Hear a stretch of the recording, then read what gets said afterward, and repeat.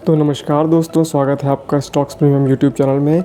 आज की इस वीडियो में हम लोग बात करेंगे मार्केट क्रैश के बारे में। देखिए, मार्केट तो क्रैश हो रहा है, लेकिन इसमें हम अपने आप को कैसे संभाल सकते हैं और इस समय हम लोगों को क्या करना चाहिए, इन सभी चीज़ों के बारे में हम लोग वीडियो में अपने बात करने वाले हैं। देखिए, मार्केट तो क्रैश बहुत ज़्यादा हो चुका है और इस तरीके की मार्केट क्रैश अगर होती है तो इसको आपदा में अवसर कैसे इसमें ढूंढें, वो भी हम लोग बात करेंगे। और जिन लोगों का लॉसेस चल रहे हैं या मार्केट क्यों गिरी हुई है इतना, इन सभी चीज़ों पे बात करेंगे। बस आप अपना वीडियो में ध्यानपूर्वक देखिएगा, अपना पूरा ध्यान लगाइएगा, सो दैट आपको आगे आने वाले चीज़ों में के लिए भी क्लियरेंस मिल सके। चलिए चलते हैं मोबाइल स्क्रीन पर और वहाँ पर आपको समझाते हैं फैक्ट्स के साथ पूरी जानकारी कि मार्केट क्रैश क्यों हो रहा है और इस तरीके के मार्केट में क्या करना चाहिए। एक चीज़ और, वीडियो को आप लोग लाइक नहीं करते हैं, चैनल को सब्सक्राइब भी नहीं करते हैं, वीडियो देखकर चले जाते हैं और इस तरीके से मुझे सपोर्ट जो मिलना होता है वो नहीं मिलता है, क्योंकि आपका एक लाइक मुझे बहुत सपोर्ट करता है कि मैं आगे और भी अच्छी वीडियोज़ आपके लिए बनाता रहूँ। तो वीडियो को प्लीज़ याद से लाइक कर दीजिए, चैनल को सब्सक्राइब कर लीजिए, बेल आइकन दबा दीजिए और वीडियो अगर अच्छी लगे अपने दोस्तों को शेयर ज़रूर कर दीजिएगा। चलिए मोबाइल स्क्रीन पर चलते हैं। तो ठीक है दोस्तों, अभी हम लोग आ चुके हैं बिल्कुल अपने मोबाइल स्क्रीन के ऊपर और यहाँ पर अभी हम लोग देखेंगे कि FII और DII किस तरीके से एंट्री अपनी बना रहे हैं, FII कैसे यहाँ से निकल रहे हैं और DII क्या पोजीशंस कर रहे हैं। इन दोनों चीज़ों को भी हम लोग यहाँ पर देखेंगे।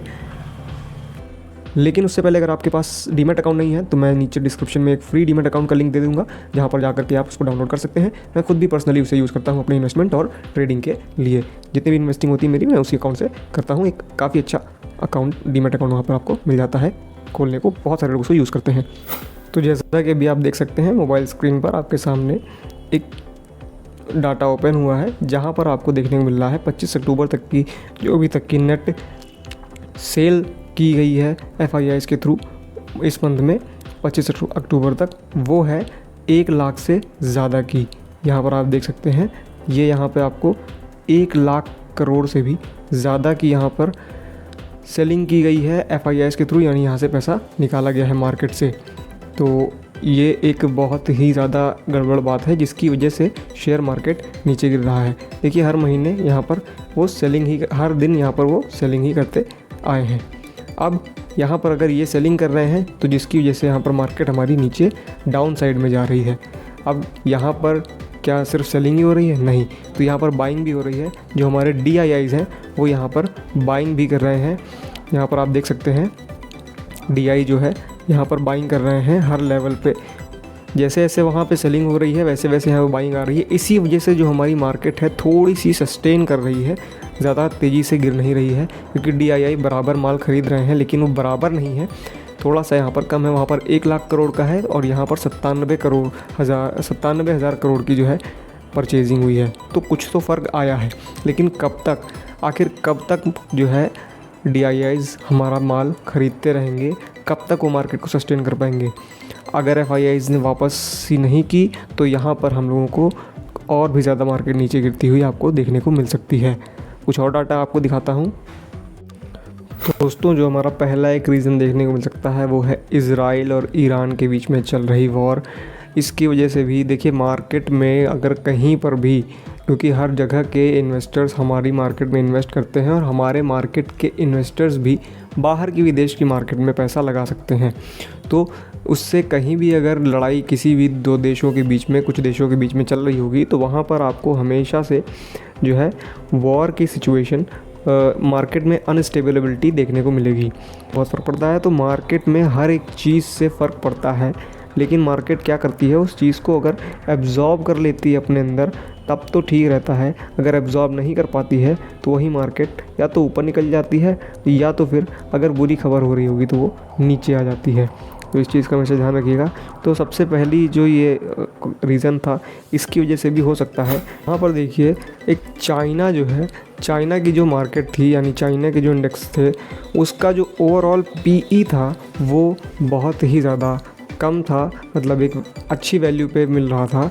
और इंडिया का जो PE है वो इस समय काफ़ी ज़्यादा हाई चल रहा था इंडेक्स के मार्केट में, यानी इन्वेस्टमेंट्स के पर्पज़ से स्टॉक मार्केट का जो PE होता है वो इंडिया का हाई है। और जो हमारा चाइना का पी है वो लो था, तो इस वजह से भी FII और DII वहाँ पर शिफ्ट हो रहे होंगे, FII वहाँ पर शिफ्ट हो रहे हैं, हो सकता है कि वहाँ भी शिफ्ट हो रहे हों। और ये जो मैं आपको बताता हूँ ये सिर्फ एजुकेशनल पर्पज़ के लिए है, तो इसको अदरवाइज़ मत लीजिएगा। ये मैं किसी तरह की कोई इन्वेस्टिंग टिप्स आपको नहीं देता हूँ, इन्वेस्टिंग ट्रेडिंग।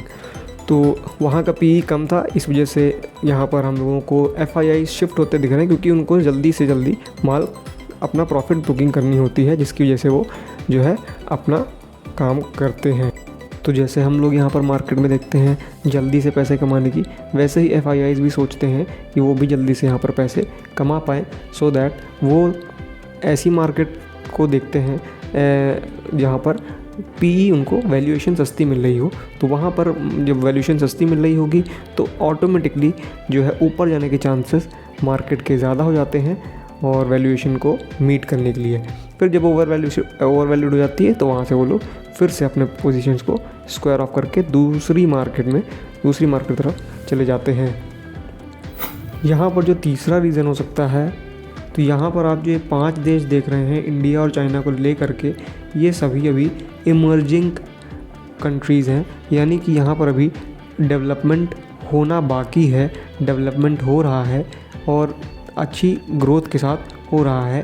तो इमर्जिंग का मतलब यही होता है, और यहाँ पर अगर डेवलपमेंट आएगा तो बेसिकली जो है उन देशों को फ़ायदा होगा। तो अभी यहाँ पर जैसे कि आपको पता है चाइना की, जो शायद पता हो आपको, शायद ना पता हो, चाइना जो है बहुत ही ज़्यादा, चाइना की मार्केट नीचे गिर चुकी थी। तो वहाँ पर क्या किया, चाइना ने अपनी मार्केट में पैसा डालना शुरू किया ताकि शेयर्स वहाँ के जो भी कंपनी लिस्टेड हैं वो सब ऊपर जाना शुरू करें। तो इसकी वजह से यहाँ पर जब देखा कि FIIs ने कि यहाँ पर ग्रोथ पोटेंशियल ज़्यादा आ रहा है, तो वहाँ पर वो लोग अपना पैसा निकाल कर जा रहे हैं, जिसकी वजह से वो वहाँ पर मोटा पैसा कमा सकें और अपना टारगेट जल्दी अचीव कर सकें। तो एक रीज़न ये हो सकता है। तो 3 रीज़न मैंने आपको बताए कि यहाँ पर किस वजह से जो है मार्केट नीचे गिर रही होगी। लेकिन अब क्या करना है, अगर हमारा लॉस हो रहा है, मार्केट तो खैर गिर ही गई, लेकिन अब हमें क्या करना चाहिए, तो उसके लिए चलिए बात करते हैं। तो देखिए दोस्तों, मार्केट का गिरना तो तय था, आज नहीं वो कल गिरता, लेकिन गिरता। और मार्केट में करेक्शन आना ज़रूरी है, क्योंकि अगर मार्केट में करेक्शन नहीं आएगा तो क्या होगा कि सभी लोग प्रॉफिट में रहेंगे। हम आज यहाँ ख़रीदेंगे तो भी प्रॉफिट, वो मार्केट ऊपर जाएगी, फिर यहाँ ख़रीदेंगे तो भी ऊपर जाएगी। तो ये हर कोई अगर ख़रीदेगा ही तो फिर बेचेगा कौन, और जब बिकेगा नहीं तो फिर ख़रीदने के लिए क्वांटिटी अवेलेबल नहीं होगी, क्योंकि लिमिट है, शेयर्स हमारे लिमिटेड हैं, शेयर मार्केट हमारी अनलिमिटेड उसी की वजह से होती है, क्योंकि यहाँ पर कोई ख़रीदता है तो कोई बेचता है। जब कोई बेचेगा नहीं तो कोई ख़रीद नहीं पाएगा, और जब कोई ख़रीद नहीं पाएगा तो मार्केट ऊपर बढ़ेगी नहीं फिर।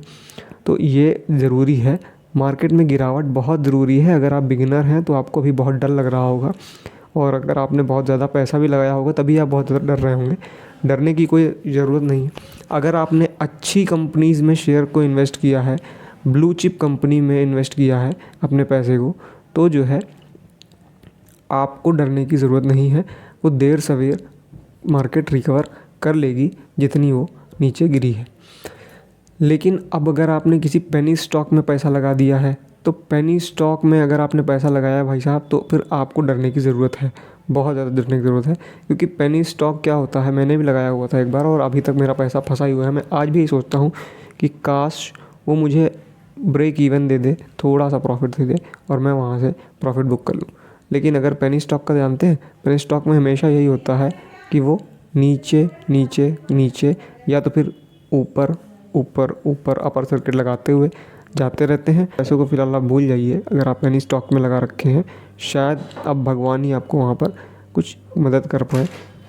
लेकिन अगर आपके ब्लू चिप कंपनी में वेदांता, रिलायंस या किसी और अच्छी HDFC, किसी भी अच्छी कंपनी में अगर आपने पैसा लगाया हुआ है जिसका फ्यूचर पहले से ही काफ़ी अच्छा है, रह चुका है, पास्ट अच्छा रह चुका है, अब फ्यूचर भी अच्छा ही होगा उसका, तो ये कंपनीज डूबती नहीं है। थोड़ा सा देर सवेर आती हूँ ऊपर, लेकिन आएंगी ज़रूर।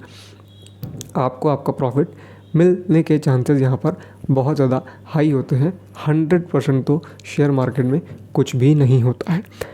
अब अगर आपका लॉस दिखा रहा है तो मैं आपको सिर्फ यही कह सकता हूँ कि भाई साहब आप सिर्फ होल्ड करिए, और अगर आपको ज़्यादा लॉस हो रहा है और अगर आप इससे ज़्यादा लॉस लेना नहीं चाह रहे हैं तो फिर आप अपनी कंसल्टेंसी ज़रूर करवा लीजिएगा एक बार अपने सीए से, जिससे भी एडवाइज़र है उनसे एक बार पूछ लीजिएगा। तो वो अगर आपसे बोलते हैं निकलने के लिए तो आप निकल सकते हैं, लेकिन मैं होता तो मैं तो होल्ड ही करूँगा। अब यहाँ पर बात करते हैं उन लोगों की जो लोगों के पास पैसा है, लॉस भी दिखा रहा है और उनके पास पैसा भी है। तो जिन लोगों को यहाँ पर लॉस दिखा रहा है, ठीक है, जिन लोगों को यहाँ पर लॉस दिखा रहा है उनके पास अगर पैसा हो तो वो यहाँ पर एक कॉन्सेप्ट है बाइंग ऑन डिप, यानी कि जब मार्केट गिरे तो वहाँ पर आपको यहाँ पर जैसे बाइंग करनी चाहिए, ठीक, यहाँ पर बाइंग कर सकते हैं।